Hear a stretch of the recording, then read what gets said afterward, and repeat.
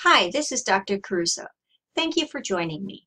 In this tutorial, you will learn how to create a multiple choice quiz with levels of feedback using PowerPoint 2013 and newer. Let's head on over to PowerPoint and get started. I have opened a blank presentation and I am going to assume that my lesson was about states and their capitals. So the first thing that I am going to do is I am going to change the layout of this title slide to a blank slide. And I am going to insert a photo of a map of the United States.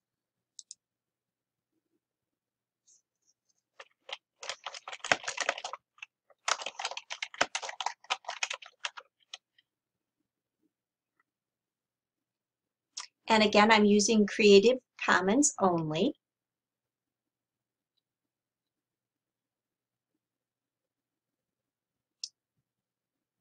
And I think I'm going to use this one. I'm going to go ahead and say Insert. I'm going to make it large so it covers most of the screen.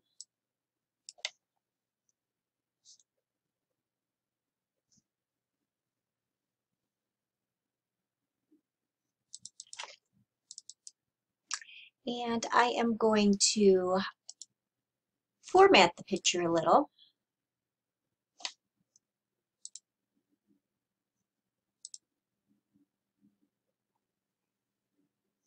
I'm going to recolor it so it's kind of faded out. See how that result is.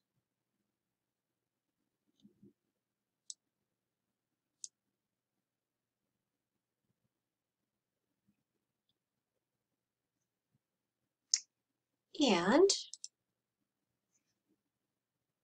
I'm just going to use that as my background. Then I'm going to insert a text box. And I'm going to say that this module or this training is states and their capitals.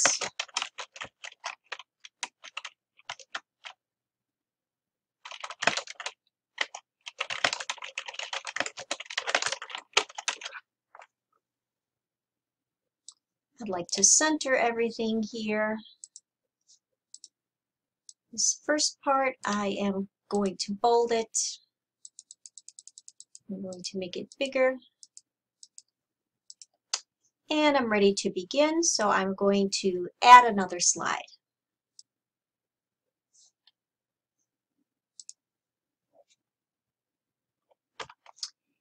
And let's say that on this slide, I was talking about a certain part of the lesson, and I'm going to give the lesson and then show you an example of how you might create a multiple choice question.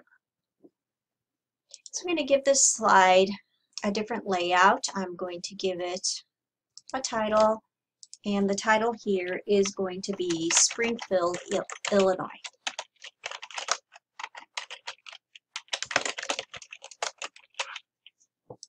And since I'm talking about Illinois and its capital, I want to find a picture of Springfield, Illinois.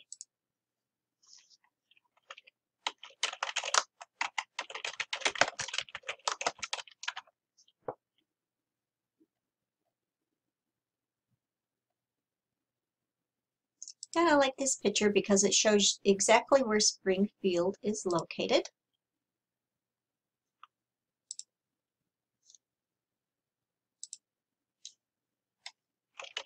Sometimes you get that error message the first time, but the second time it works. So let's see if it works the second time.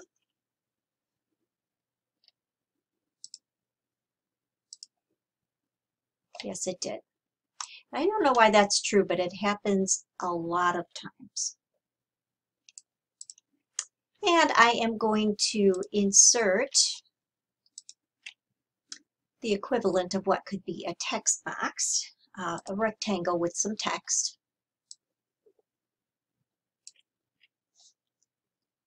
I think I'm going to use black here, and I'm going to say Springfield is the capital of Illinois. It is located in the center of the state and is home to over 100,000 residents. And I am going to go back home and I'm going to justify this text, and I'm going to also enlarge it.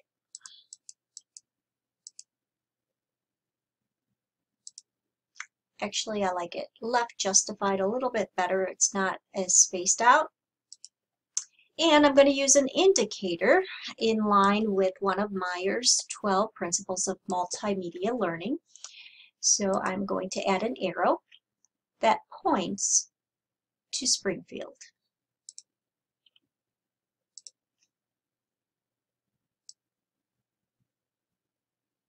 Now I want to make this arrow a little more obvious, so I'm going to format it.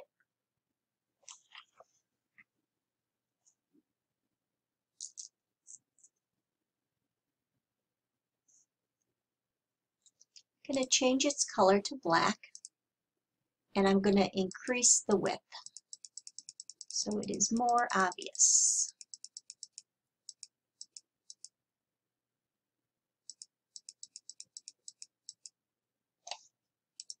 Okay, and later on in the lesson, if I want to quiz my learner to see if they have learned what the capital of Illinois is, I would include a multiple choice question.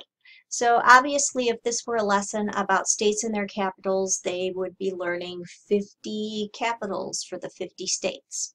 We're concentrating just on this one example. So I'm going to add another slide. I am going to ask the question, what is the capital of Illinois? And then I'm going to give some direction.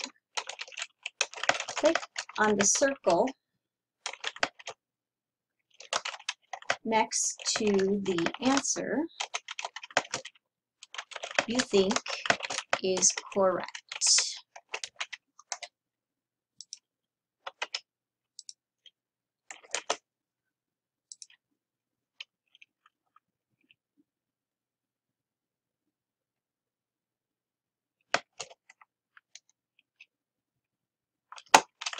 You will see A, and I'm going to choose a sign for a correct answer. So I'm going to insert online pictures and look for a green check mark.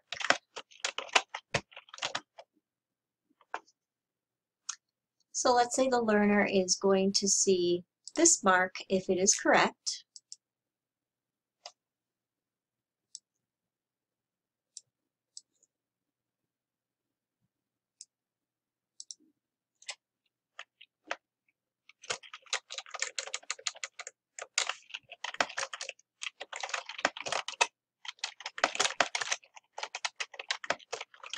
You will see, and then I have to say what they will see if it's incorrect. So I am going to look for an online picture of a red X.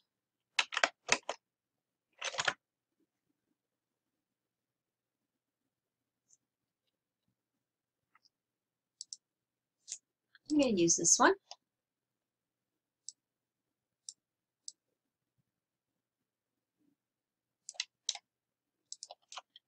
I'm going to change that to say if the answer you have chosen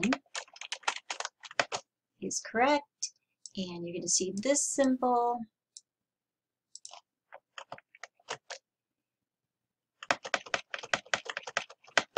If the answer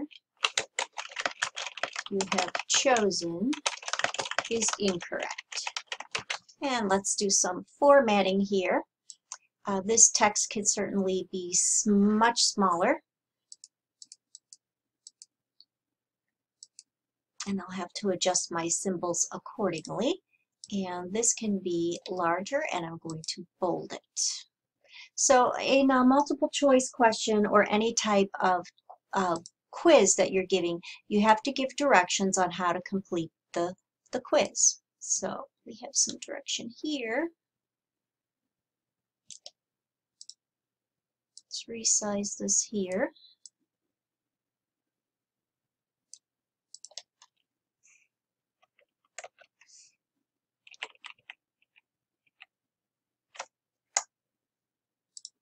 And now I'm going to go ahead and build the possible choices.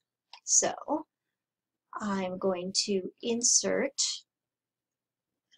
a text box here with a choice. And my first choice is going to be Springfield. And that actually is the correct answer. I'm going to bring up the font size somewhat. And then I'm going to give a total of 4 choices. So I'm going to copy this, Control C, and then I'm going to paste it 3 more times. Remember that you can choose to view the grid lines so that you can space things out nice and evenly.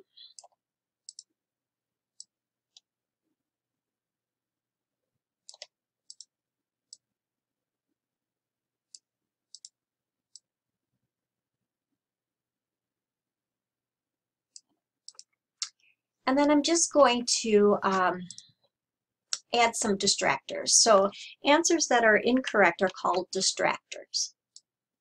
And distractors should be listed in a logical order. For example, since we're talking about locations, they could be listed geographically, or another logical order would be alphabetical order. So let's list the distractors in alphabetical order. So I'm going to have one of my distractors as Chicago, another one as Grays Lake,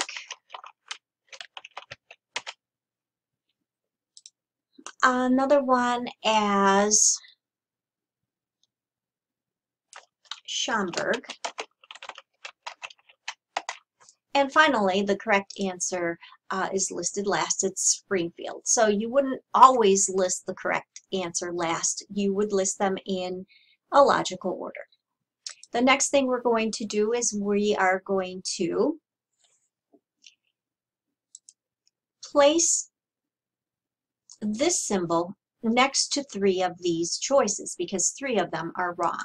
So I'm going to copy these 3 times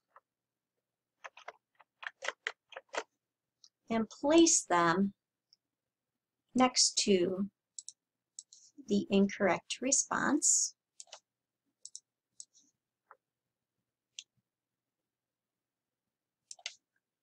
And then, of course, we have the correct response. So I need to copy this and paste it next to the correct response.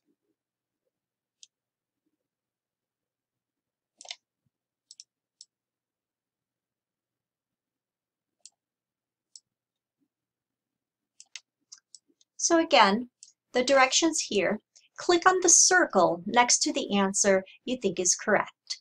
You will see a green check mark if the answer you have chosen is correct. You will see a red X if the answer you have chosen is incorrect. So what we're going to do now is we're going to cover the response, these response symbols with a circle, because we have asked the learner to click on a circle. So what I'm going to use is a solid black circle. So I'm going to find an online picture. Black circle.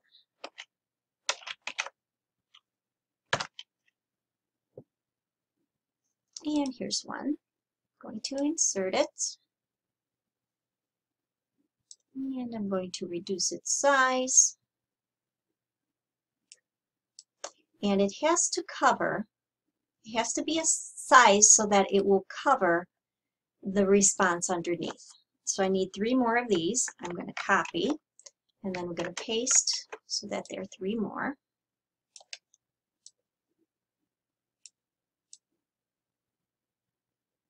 And what I need to happen is when the learner clicks on the dot, the answer from underneath is exposed. So I have to apply a couple of animations to these responses so that it will work correctly.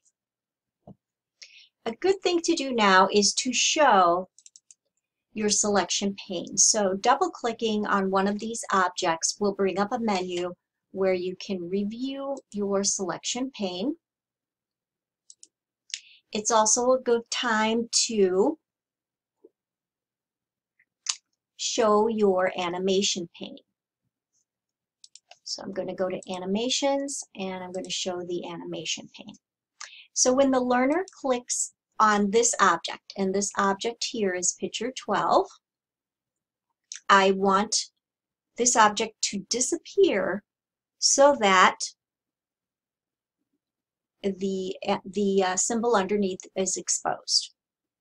So to do that, I am going to have to add an animation.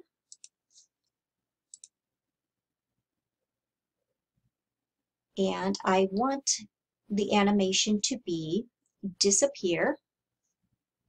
So it's an exit animation, disappear. And then I need to add a trigger effect. And remember, this is picture 12. So I'm going to say on click of picture 12. And I'm going to see if all this is working. So I'm going to put this into presentation mode or slideshow mode. And I'm going to click on this dot where I have added the effect. And when I click, the black circle disappears and the symbol showing that this is an incorrect response is revealed.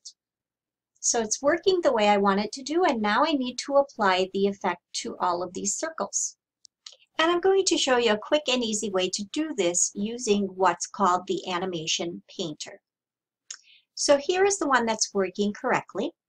I want to make sure I'm clicked on it. I'm going to go to my animations menu and I'm going to choose animation painter. I'm going to try with the double click. Sometimes it works, sometimes it doesn't. So double click animation painter and click on the second option.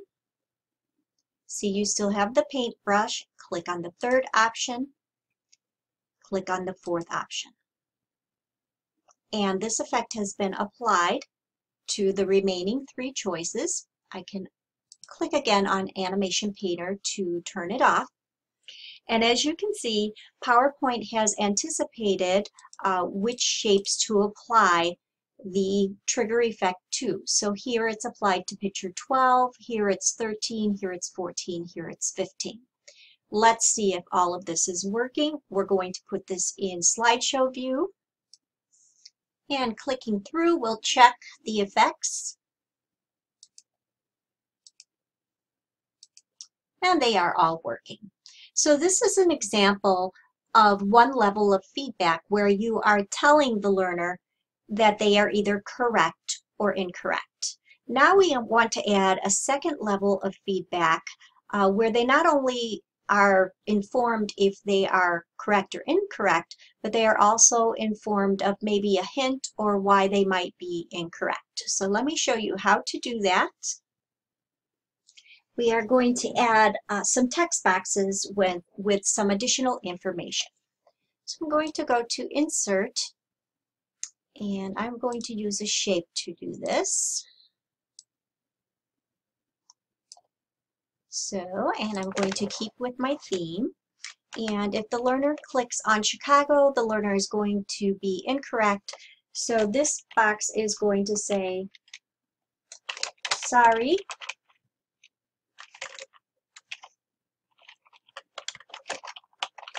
that's not the correct answer.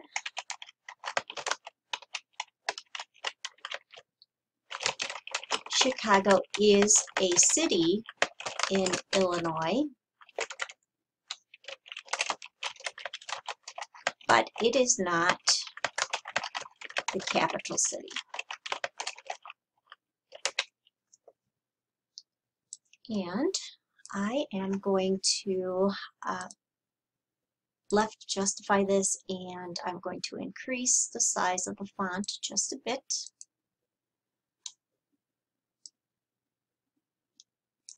And I'm also going to instruct the learner, please try again. So in this multiple choice test, the learner gets to keep trying until the correct answer is selected.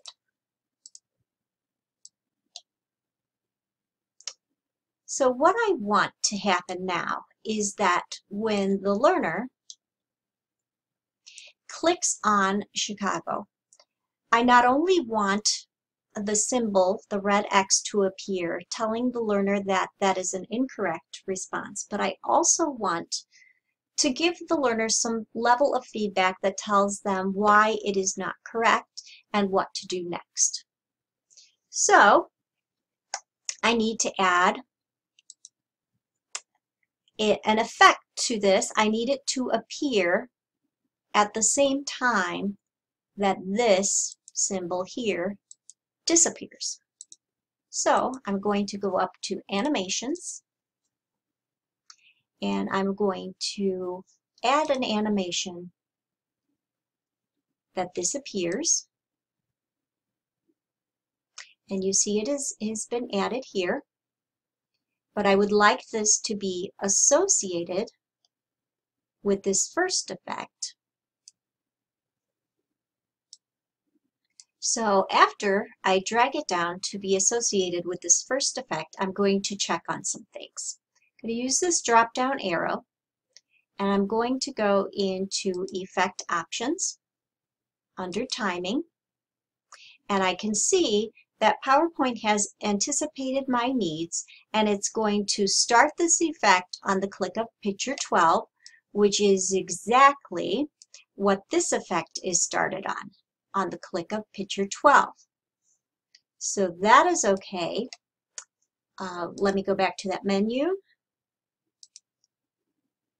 But instead of starting it on click, I need to start it with previous. So the previous action is that the learner clicks on this dot, and that the dot disappears, and at the same time that the dot disappears, I would like this to appear, so I have to say with previous. And I'm going to check my effect by putting it into slideshow view, clicking on Chicago. The black dot disappears, exposing the red X, and the feedback comes up telling the learner that the answer is not correct, but to please try again. So now we need to add this effect and some feedback to the other three options. So I'm going to copy this feedback, paste it 3 times, and then do some editing.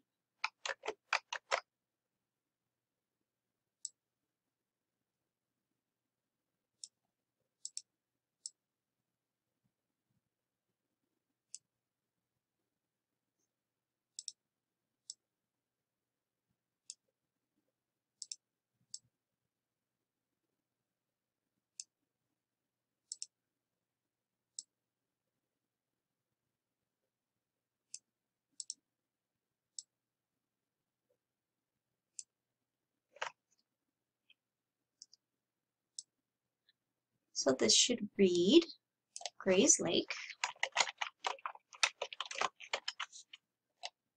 This should read Schaumburg.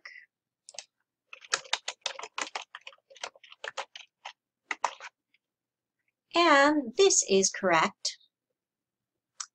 So this time it's going to be say,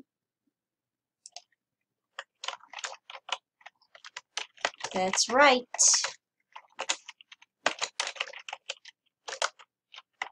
Springfield is the capital of Illinois. Click Next to go to the next question. Now, of course, if this were your last question and there are no next questions, you would adjust this to say, congratulations, this completes the quiz, or you would say click next, and click next might be a congratulatory slide. And since this is a superior answer here, I think I'm going to make this a different color.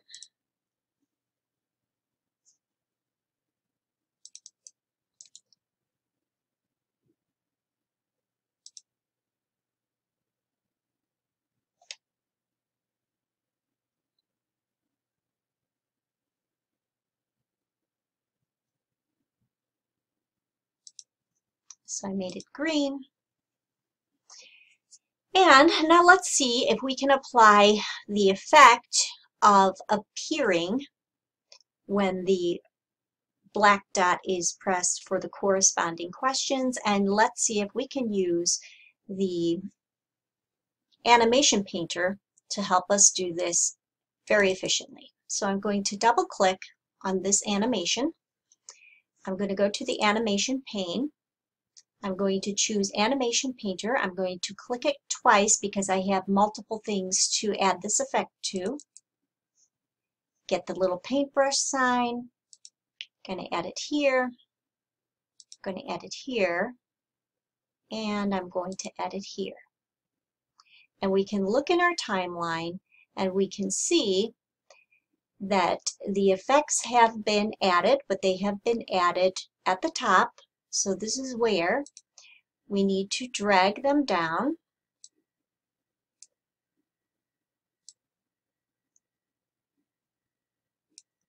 "17, 18, and 19. And we need to check the timeline with previous on click of picture 13. That is correct. Start with previous on click of picture 14. That's also correct. Let's look at the timing here. Start with previous on click of picture 15, and that is also correct. So we are going to see how all of this is looking. We click here. It's incorrect. We get the symbol, the feedback. Same for Gray's Lake. Same for Schomburg. And then when the correct answer is selected, we get the check mark that is correct, and we get the feedback, with directions to go to the next slide. Remember that you will have already included navigation buttons at the bottom here, so make sure that these text boxes do not cover your navigation, and always tell the learner what to do next. I hope this tutorial has been helpful. I'll see you next time.